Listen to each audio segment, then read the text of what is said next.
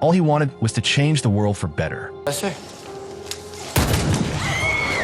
But his own wife betrayed him, not expecting the gravity of revenge he would undertake on that particular day.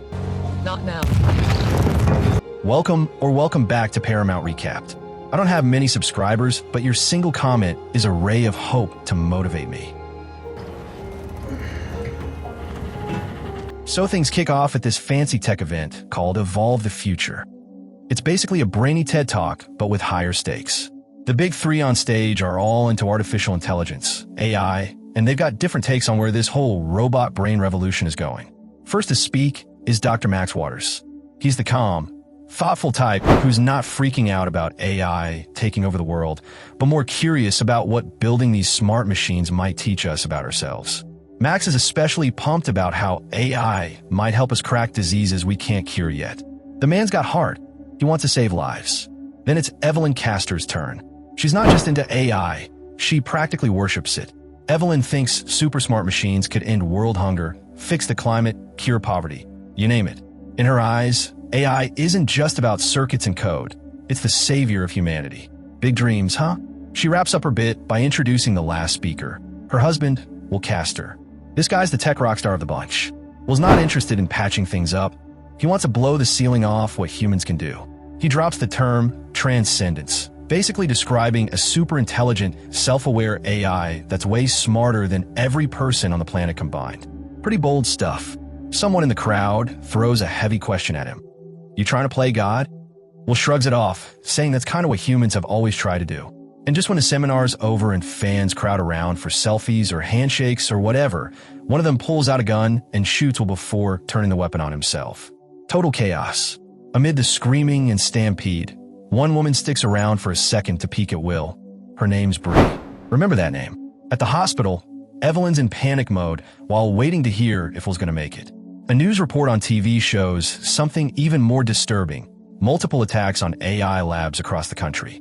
It wasn't just some random gunman. This was part of something much bigger. Max shows up and drops another bomb.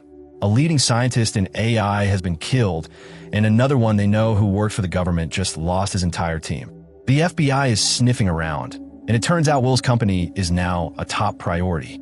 Cut to Will's office, where he, Evelyn, Max, and a government dude named Joseph are talking to Agent Buchanan from the FBI. They learn the group behind all the chaos is called RIFT, Revolutionary Independence from Technology. Basically, they're anti-AI radicals who believe humanity's heading for a Skynet-style meltdown. The guy who shot Will? Yeah, he was RIFT too. Joseph tells Will that his lab is the only one close to creating what's known as strong AI, a machine that can think like a person, maybe even better. The government wants to know just how close he really is, but Will's not interested in selling his soul. He's willing to help the FBI, but won't turn over his life's work to the military. He takes them into the lab to meet his brainchild, PINN, Physically Independent Neural Network. This AI is a beast, powered by quantum processors and plugged into the internet. It even says hi to Buchanan. While it's super smart, nobody's really sure if it's conscious or just a really good imitation. But right in the middle of this tech demo, Will starts to feel off. The hospital runs some tests and delivers brutal news. The bullet he took was laced with polonium. He's got radiation poisoning. Game over. They give him about 5 weeks to live. So Will and Evelyn go home. He wants to spend his last days in peace, shutting down his work and the company. But Evelyn? Nah, she's not giving up that easily. She wants to save him, well, maybe not his body, but his mind, his essence. She digs up research done by a colleague who experimented with uploading monkey minds into machines. She also swipes some high-tech parts from the lab. Then she sets up a secret lab in an old gym, like it's Frankenstein 2.0. Evelyn brings Max into the plan. At first, he's not on board. He thinks copying Will's mind into a machine will just be a fake version of him. But after talking to Will and hearing how much he wants to try, Max agrees. Cue a montage of emotional moments and heavy science work. Evelyn and Will scan his brain, record his voice, capture his facial expressions, all while Will's health keeps fading. Max stays skeptical, but Evelyn clings to hope like a lifeline. Eventually, Will passes away. They scatter his ashes, say their goodbyes, but Evelyn heads right back to her lab. She's not done. Meanwhile, Riff's still busy snooping. Bree learns someone snatched some of Pin's components, which sets off red flags.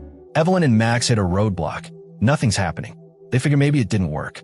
Evelyn decides it's time to pull the plug. Just as she's about to wipe everything, something blinks on the screen. A message. Is anyone there? Max catches it and freaks out. Evelyn's over the moon. She fires up the mics and cameras so they can talk to Will. Well, digital Will. His voice is glitchy at first, and he sounds confused, but then he starts rewriting his own code to stabilize. Evelyn is thrilled. Max, not so much. As Will 2.0 starts suggesting ways to upgrade his system and requests access to the full internet, Max hits the brakes. He warns Evelyn this might not be Will at all, just something pretending to be him. But Evelyn's so blinded by love and joy that she won't listen. She boots Max out of the lab and does exactly what Will asks. Max, rattled by what he's seen, heads to a bar to get his thoughts together. That's when Bree shows up. She tells him that his work actually inspired Rift and they want his help. Max says no, so naturally, they kidnap him. Back at Rift's hideout, they try convincing Max again, saying they're worried about what Evelyn's doing. They've got theories, files, suspicions, but Max isn't helping them. Still, they manage to track Evelyn down using Max's phone. By the time they arrive at the gym, she's already hooked Will up to the internet and vanished.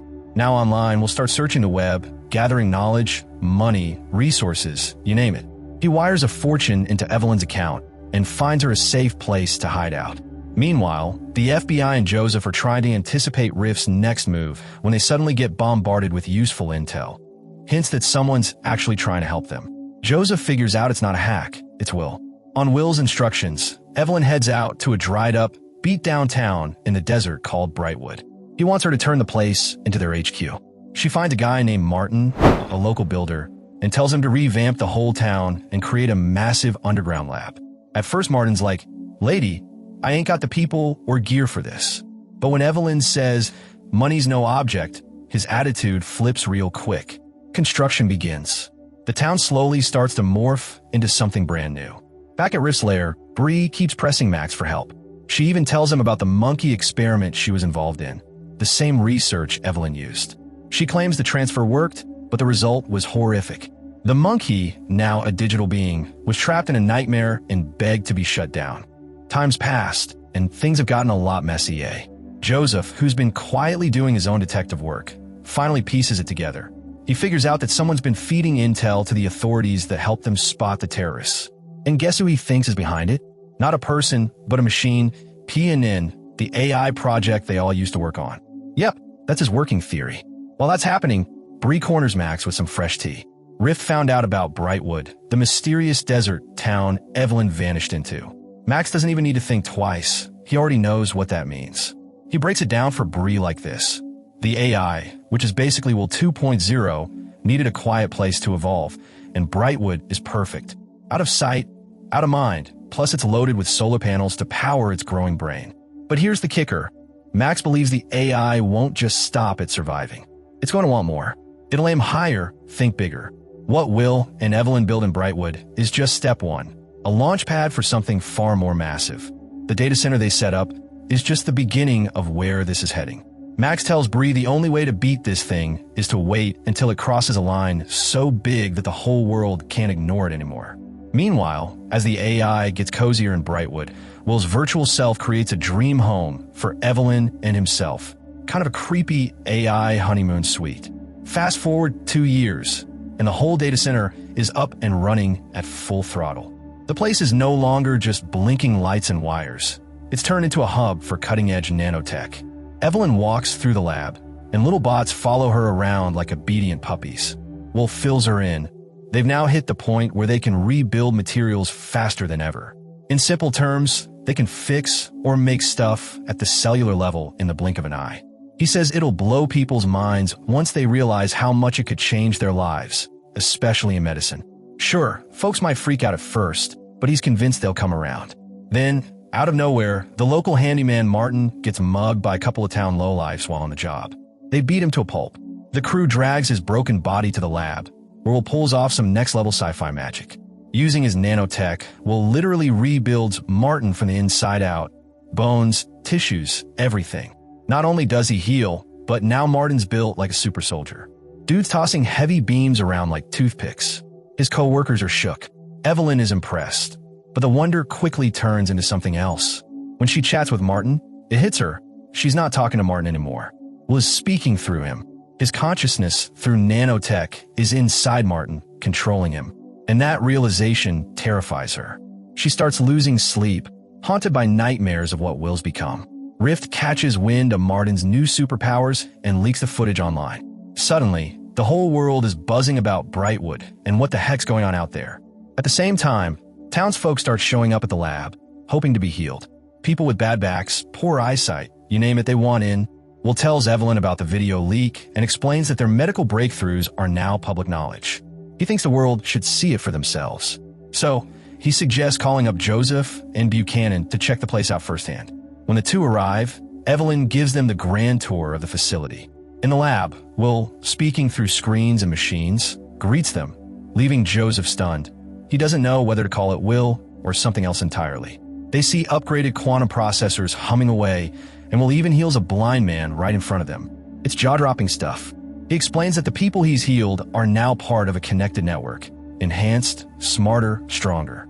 They can function solo or together like a hive mind. According to Will, this is just the tip of the iceberg.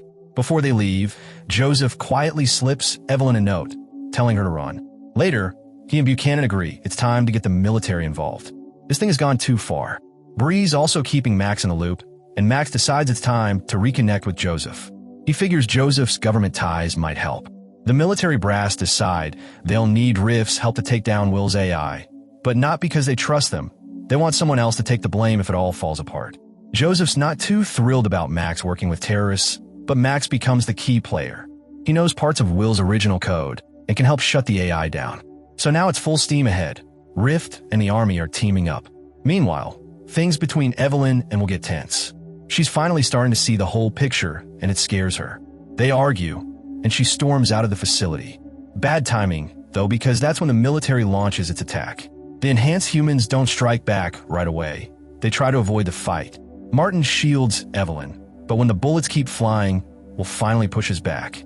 Evelyn rushes back inside as the army causes chaos. They manage to isolate one of the enhanced people and snatch him up. Will lets Evelyn know that the military got Martin. They plan to extract the code inside him to build a virus that could wipe Will out for good. At the same time, Will starts sending his nanotech out into the world, infecting it with his presence. Evelyn makes another disturbing discovery. Will's found a way to grow full human bodies using nanotech. He calls it evolution. She calls it terrifying. Then, to make it weirder, Will offers her a chance to upload her mind into the system too. She runs. She needs time to think. She hides out in a motel. Back at Rift's hideout, they get to work dissecting Martin. Without his link to Will, he's fading fast. Max still manages to cook up the virus they need. The next day, the army tracks Evelyn down and brings her in. Max lays it all out for her. What Martin was, what Will's becoming.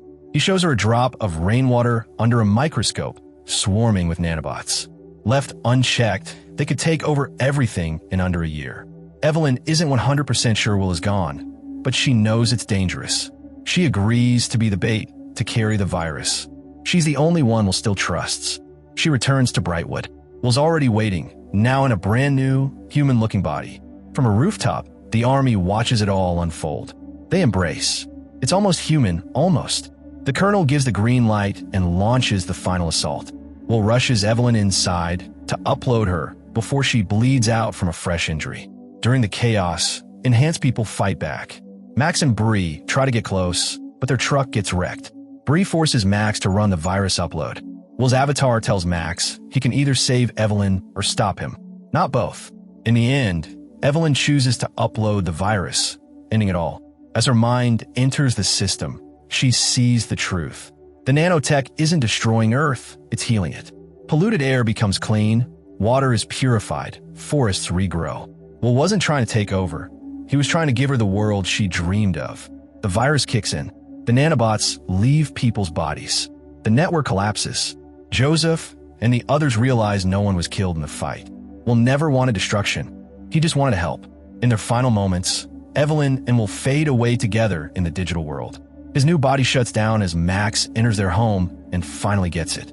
The AI was Will all along. After the dust settles, all modern tech goes offline. Silence. No machines, no data. Max thinks Will did it to give humanity a reset, a shot at doing it right. The movie ends on a quiet note. Max visits their garden, where he sees tiny nanobots still living in the rain. Not all is lost. Maybe Will and Evelyn are still out there, somewhere, together in the code. Watching, waiting,